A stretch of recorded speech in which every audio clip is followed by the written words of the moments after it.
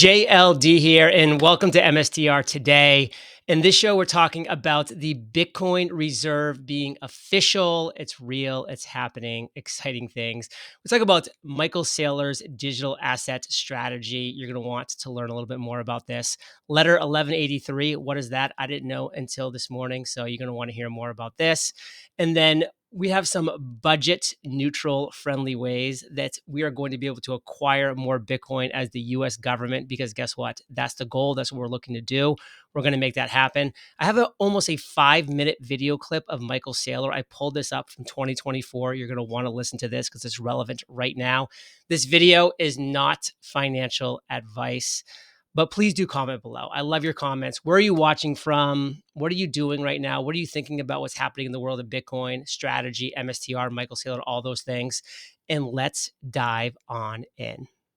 All right, today's first post from our man, Michael Saylor himself. He wants us to know that history will enshrine the moment that Donald Trump established the US Strategic Bitcoin Reserve, a turning point in the financial and geopolitical landscape of the 21st century. And listen, politics aside, you have to realize this is huge for Bitcoin. This is huge for strategy. This is massive. Game theory has been engaged. There's no turning back now, my friends. Let's keep on rolling. This post by Michael Saylor, he shared today at the White House Digital Asset Summit, and this is his digital asset strategy. I actually went ahead and read through this. There's a lot of good things in here. I'm going to post this tweet, as I do all X posts, in the show notes below. So definitely check it out in detail if you want. But the biggest part of this I wanted to highlight with you today was down towards the bottom, which was the strategic Bitcoin reserve, which is win the race to dominate cyberspace and own the future. What's number one? Acquire 5 to 25% of the Bitcoin network in trust for the nation through a consistent programmatic daily purchases between 2025 and 2035, when 99% of all Bitcoin will have been issued. By the way, if you're doing the math, that's 5 million Bitcoin if they go to 25%. So a little bullish there. Number two, the Strategic Bitcoin Reserve SBR has the potential to generate 16 to 81 trillion in wealth for the US Treasury by 2045. This offers a viable pathway to offset the national debt. And then number three, never sell your Bitcoin. Never sell your Bitcoin, because by 2045, the reserve should be generating over 10 trillion annually, continuously growing and serving as a perpetual source of prosperity for the American people for generations to come. Thank you, Michael Saylor, for, as always, leading the way. Crypto T wanted us to know that MicroStrategy has 2x, that's 2 times more Bitcoin than the US Strategic Reserve. You are not ready for this correction. And the Bitcoin therapist follows up by saying, grown men will cry in disbelief when this correction occurs. And hey, I agree. That's going to happen. Adrian wants us to know that Bitcoin, this is big. The OCC published interpretive letter 1183 to confirm that crypto asset custody, certain stablecoin activities, and participation in independent node verification networks such as distributed ledger are permissible for national banks and federal savings banks. This is massive. And Ben wanted to follow up by saying, Adrian's right. This is a big development. Lots of good news coming out recently. Don't worry about short-term price action. Price will catch up soon enough.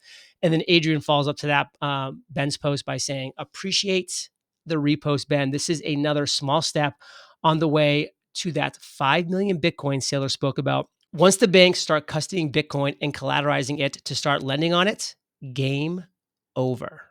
Game over. I mean, think about this game theory. And that's what this 1183 is doing. It's allowing banks, is giving them a path and permission to custody Bitcoin, to collateralize Bitcoin, to lend on Bitcoin. This is the big game changer. This is actually the third of 3 game changers that Michael Saylor said that Bitcoin needs to reach its full potential. Now, everybody's been saying, well, listen, the government's asking for budget neutral ways to acquire Bitcoin. And so Adam has this great post I want to share with you right now about that. Budget neutral ways to acquire more Bitcoin. Number one, monetizing strategic gold reserves. Swap a fraction of US gold reserves for Bitcoin. The US holds 8,133 metric tons of gold. That's the largest in the world. Selling 5% of it, just 5%, 406 tons at the current price yields 26.3 billion, which would acquire 250,000 Bitcoin at $105,000 per coin. Number two, tax incentive reallocation, the Bitcoin bond model. Redirect minor tax breaks from inefficient sectors to fund Bitcoin acquisitions. Example, the Inflation Reduction Act allocated 370 billion plus to energy subsidies. Redirecting just 1% of this, that's 3.7 billion, into Bitcoin yields 35,000 Bitcoin at 105,000 per coin. Number three is the Strategic Energy Bitcoin Alliance, which is Bitcoin mined treasuries. Issue Bitcoin-backed treasury bonds using excess domestic energy. The U.S. flares hundreds of billions of cubic feet of natural gas annually. Instead of wasting it, convert this energy into Bitcoin-backed reserves. A Bitcoin mining initiative using flare gas could generate tens of thousands of Bitcoin per year with no new federal spending required. Number four, the dollar-backed Bitcoin stablecoin. US Treasury can launch a government-backed Bitcoin stablecoin. Instead of relying on USDT Tether or USDC Circle, the US could issue a BTC collateralized stablecoin. This increases demand for US-backed financial instruments, ensuring the USD relevance in a Bitcoin-dominated world. No new spending required, just financial engineering. I'm sure there's a whole lot more. Just ask Saylor. And we're going to end with Adam sharing that Bitcoin is the escape hatch from a doomed empire. They built a kingdom of sand and called it wealth, a tower of debt, deception, and silent theft, designed it to collapse in slow motion. You were never meant to leave, never meant to question, never meant to own, but the code is written. The signal is clear. The exit is open. Bitcoin is not a speculative investment. It's the escape hatch from a doomed empire. Now, Michael Saylor, take it away. I once took a tour of the U.S. military, and I was treated like a senator. And so it was an orientation tour, and they would take you to Army base, a Navy base, an Air Force base, a Marine base, Camp Lejeune, Fort Hood, etc. And one of the things they did is they took us onto an aircraft carrier, the John Stennis. And so I landed on an aircraft carrier, and then I got to tour the carrier, and then I got to meet the captain. The average age of the soldiers on the aircraft carrier is 19. Average age, 5,000 people in the aircraft carrier, 19. The officers are in their 20s, some in their early 30s. Do you know who the oldest man or woman on the carrier, Robert? The oldest? No idea. Old man? The old man is 41. Wow. So I start talking to him, and the number two is 38. If you're the number two head of operations, it's an 18-month gig, and if you're the captain, it might be 36 months. And so I started talking, and this is a nuclear-powered aircraft carrier. These guys can start a war. They start a war. Oh. Like it's like 1/12 of the firepower of the U.S. Navy. Right. You could take down all but like 3 countries in a heart. Maybe you could take down any country in a heartbeat. It's a pretty important job, Robert. Right. Wouldn't you say? Right. Absolutely. So I said to him, "So tell me your path to get here." And he goes, "Well, I went to the Naval Academy, and I did this for a few years, and every 1 to 3 years, I moved to a different command, and I finally made it as a XO number 2 officer like 2 years ago, and I got promoted 6 months ago, and I'll have this command for like 24 months or something." And I said, "Well, let me get this. So there's only like 12 of you, right? So you're one of the top 12 most talented officers in the entire Navy. Like, how many people in the Navy? Hundreds of thousands of people in the military. This is one of the 12 most important jobs in the United States military, bar none."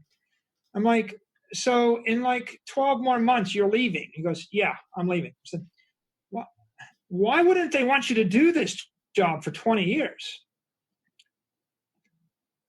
Like, you could start World War III. I mean, like, why would you take the risk of like changing and putting someone else in the job? What if they screw it up? Like we don't do it, but Robert, we don't do that in any other part of our economy. We don't actually put 40-year-olds with term limits of 36 months in charge of cities, states, countries, companies. We don't even put them in charge of yachts. If you had a 100-foot pleasure craft, you wouldn't do it. You'd be like, I find one captain, I'm keeping the guy for 20 years. I'm not changing. You wouldn't actually do that with a person that like cooks your food or mows your lawn.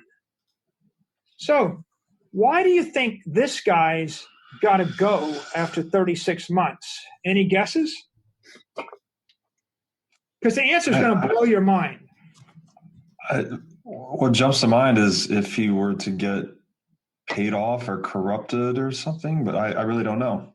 That's not a bad idea. That's like the forest ranger principle. It's like we rotate the forest rangers in order to keep anybody from bribing or corrupting a forest ranger so they don't misuse public national park resources. Brilliant idea, right? Bedrock of the Forestry Service and a great anti-corruption technique, but that's not why. I'm standing on the deck of this aircraft carrier talking to this guy who a lot of people would think like he's just a junior executive. Maybe we're ready to give him a whatever.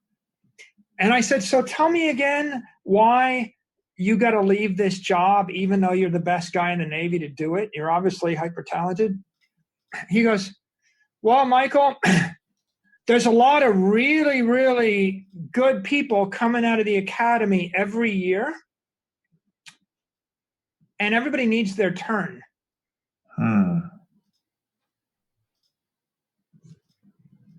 Everybody needs their turn.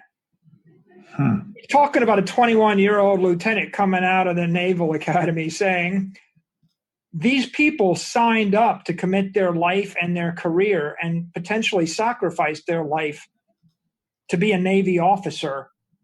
And at the pinnacle is their hope that they can be the captain and have their own command. And at the pinnacle of that is captain of an aircraft carrier. And if you want people to love and fight and die and cherish your institution, you got to get out of the way and give them their chance. I mean, everybody needs their turn. And you start thinking, maybe we overestimate ourselves, right? This is why, again, a decentralized organism like Bitcoin is superior to a company because, as Charles de Gaulle said, right, graveyards are full of the tombstones of indispensable men. And there you have it, another episode of MSTR today. And as I do every single trading day, yesterday I bought $210 of MSTR. And what did I do? Well, I bought it at $307, as you can see right here. A 0.687 share of MSTR is what I acquired. And I'll be doing this every trading day of 2025. That's what I'm committed to. That's what I'm doing. Every Sunday, I show the entire DCA portfolio. So if you want to check in on how I'm doing, last week I was down 21%. This week I'll probably be down somewhere around 10 to 8%, but we'll see on Sunday. But I'm committed to doing this every single day and looking forward to the results. And please remember this. There's a lot of FUD out there, fear, uncertainty, doubt. It's all around us. So make sure that you are qualifying the 5 people you're spending the most time with. I'm honored to be one of those people right now. So thank you for spending a little bit of time with me here today. We're having some fun. We're going to keep on doing it. And like Michael Saylor said, there is no second best. What's the second best? There is no second best.